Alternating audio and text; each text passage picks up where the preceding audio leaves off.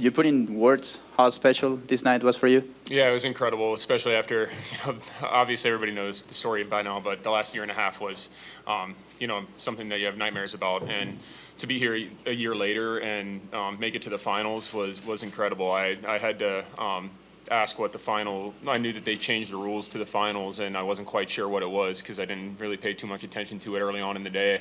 I was kind of just focused on the early rounds and everything. So we had a good time, and it was fun to be back with Coach Ristano. So we had a great time out there. Here on the left. Hey, Trey, congrats. You mentioned a bit about some of the frustrations of having your prime taken away and kind of coming back with that. Is this just another example of showing you that you are all the way back? You're back at the biggest stage right here right now. Yeah, I mean, obviously, the home run derby is a little bit different than the games, but I've never been on a stage like this before, and it was just an incredible day, incredible evening, and I was just so honored to be a part of it and to be asked, and to make it to the finals is something that I think we're going to look back on and really cherish and appreciate. Right down here in front. When I talked to you earlier in the day, you were worried about Matt Olsen. Did you gain confidence as you moved throughout this thing and thought by the end that you could win? Yeah, I mean, I always think I can win, but I also knew who I was going up against in the finals. I watched in 2019. I watched today, and he makes it look really easy. I mean, he's hitting balls, well over 500 feet at ease, and it didn't seem like he got too tired, and I got pretty gassed in that last bonus round. But yeah, again, I forgot that it was a minute less in the last round. So, put up a good showing, and unfortunately it wasn't enough. But, there's not much more to say about Pete. He's a beast out there. Gabe in the middle. Hey, Trey. I'm sure you heard from a lot of people in your year away from the game, but what was the totality of today like, just seeing so many people across the game in person, and was any particular moment really stood out to you of a connection you might have made or rekindled today? Honestly, I think it was when we first went out and I saw Coach Ristano out there. It was just surreal because, he was the pitching coach at Notre Dame when I was there, and we did a Big East home run derby together and won that. And at the time, I promised him if I was ever in the Major League home run derby, he'd be the one thrown to me. So it was surreal to, see that become a reality from my vantage point. So that, and then seeing my family afterwards on the field, they were all just so happy, and they were all crying. They were so happy, and except one of my nephews was crying because he was upset that I lost, which is something I would have done when I was probably 8 years old too. So, there were a lot of tears shed, and it was a special day. Was it tough to manage your emotions, just seeing Chuck out there? And not really. I mean, I felt pretty locked in, and I didn't really have too much emotion. I had adrenaline going and was just pretty focused the whole time, but I also made sure to enjoy it. I was pretty locked in out there the whole time.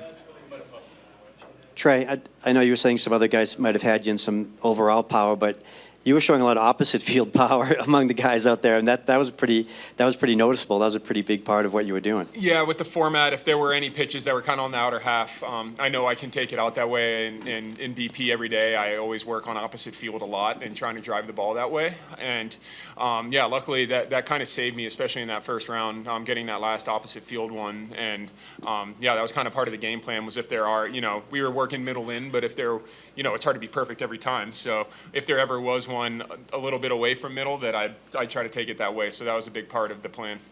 Far left. Great performance, Trey. Congratulations. Thank you. Was being here tonight after what you've been through a win enough, or were you really trying to win this thing? No, I was trying to win. I mean, if I'm in a competition, I'm in it to win it. So, I'm disappointed. I would have rather won, but at the same time, how can you be upset? It was just the most incredible experience. Nothing that I expected to happen at all, and especially, having Coach Ristano here with me, and the last year for both of us, one of my teammates from Notre Dame that we were both really close with passed away in October, and it was a really tough time. So to be here 9 months later and to have this experience, that was the last time I saw Coach Ristano was at the service. So it was really special to be here today and do it for Ricky and for Mo, who was our fan in Baltimore, and just kind of everybody that's fighting a battle right now that you can get through it and come out the other side and live a normal life. Stay on the left here. It's for Coach Ristano. Welcome here. And what have the emotions been like of this whole experience from getting the call from Trey to showing up here, stepping on that mound for the first time, and how long did it take you to kind of settle in there? Probably a little more emotional than Trey. The phone call was unbelievable. Trey and I keep our relationship's pretty tight. We keep in contact quite a bit, but during our season, during his season, you know, it's more text than it is phone call. So when I saw a phone call from Trey Mancini, of course, I answered it. And the first thing he said, and I don't even know if he knows this, was, "Hey, Coach, look, this isn't public yet." And for as long as it took him to say that, it was like a jolt through me because you don't quite know if it's going to be good or bad news. And considering the last 16, 18, 20 months, that can rock you a little bit. And then when he finished his statement, it couldn't have been a more opposite feeling. So I was in the Atlanta airport on my way back from a recruiting trip, and it took me, like, quite honestly, the entire flight from Atlanta to South Bend to, like, essentially compose myself. Being here, try to take it in the locker room, enjoy it. Of course, like, get to work, get back on the same page. I haven't thrown a pitch to Trey since probably he took batting practice in 2013. Yeah.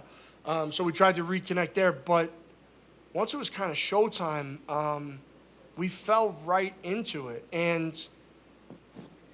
But I think we really enjoyed it as well. The conversations we had between rounds and even getting to shake hands with some of the other big leaguers is an unbelievable thrill for me that ranks up there with some of the greatest nights of my life.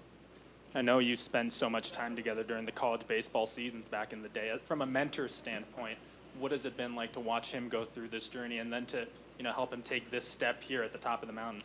It's incredibly emotional. It's one of those people that you may not connect with every single day. But having spent 3 years with him at Notre Dame, I mean, he came to my wedding. You know, we communicate when my kids were born. It's just something that those relationships in the game, whether you're a college baseball coach, a high school coach, a big leaguer, there are some that just are more special than others. And you want them all to be that way, but this one for me is one that is just off the charts special, and I'm just so thankful to have Trey in my life. And obviously incredibly proud of not only the baseball player he's become, but the young man that he is today. It's been unbelievable. And far back, Alden. Hey, Trey, I'm curious, just what kind of message do you think that you might have sent to cancer survivors tonight, just with the performance that you put together on this stage? Yeah, just that there's life after it.